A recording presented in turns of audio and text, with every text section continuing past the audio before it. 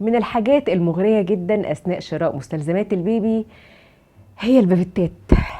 بيكون عليها رسومات وكلام بجد كيوت قوي. لكن هل يا ترى المغريات دي هي اللي على اساسها بس هنختار البافيتا؟ الاجابه اكيد لا. سامعاكي على فكره من اول ما ابتديت الفيديو وانتي بتقولي هي حتى البافيتات كمان هنرغي فيها وهنعمل عنها فيديوهات. هقول لك هنعمل عنها فيديوهات عشان ما تضيعش فلوسك على الفاضي.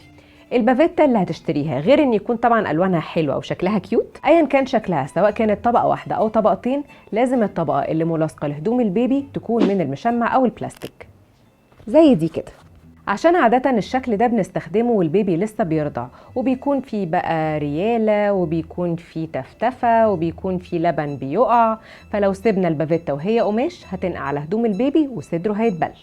دي بقى بافيتة التسنين والأنتكة، وبيكون شكلها شيك جدا سواء كان للبنات أو الولاد، والبوز المدبب ده بيغريهم للعض أثناء التسنين. بافيتة الأكل بقى، لما نبتدي ندخل الأكل للبيبي لازم بيكون في تفتفة ده كده كده، والبافيتة المناسبة في المرحلة دي لازم تكون البافيتة بلاستيك كلها زي دي كده، لازم تكون من البلاستيك كلها على بعضيها علشان سهولة التنظيف، وما تنسيش إن الطرف بتاعها يكون من تحت متني كده علشان بواقي الأكل وعلشان بعد الشر لو في ترجيع. وأهم من كل ده إن الجزء اللي ملاصق لرقبة الطفل يكون متخيط عليه قماش علشان البلاستيك ما يذبحش رقبته. ولو بقى قررتي تسيبي الطفل يقعد على الكرسي بتاعه وياكل ويأكل نفسه بالمنظر ده كده، البافيتا السيليكون بتكون حل كويس ومنقذ في المرحلة دي. كبرنا خلاص وممكن تسيبيه ياكل لوحده، يبقى تخليه يستخدم البافيتا دي، ودي كمان مش بس تستخدميها لحماية هدوم الطفل أثناء الأكل، لا كمان وهو بيلون أو بيلعب بأي حاجة ممكن تبهدل هدومه. شاركوني واكتبوا لي في الكومنتس يا ترى إيه هي أكتر بافيتات بتفضلوها، وأنا عارفة إنكم ما تتوصوش، بس ما تنسوش الفولو واللايك والشير والحاجات اللي انتوا عارفينها.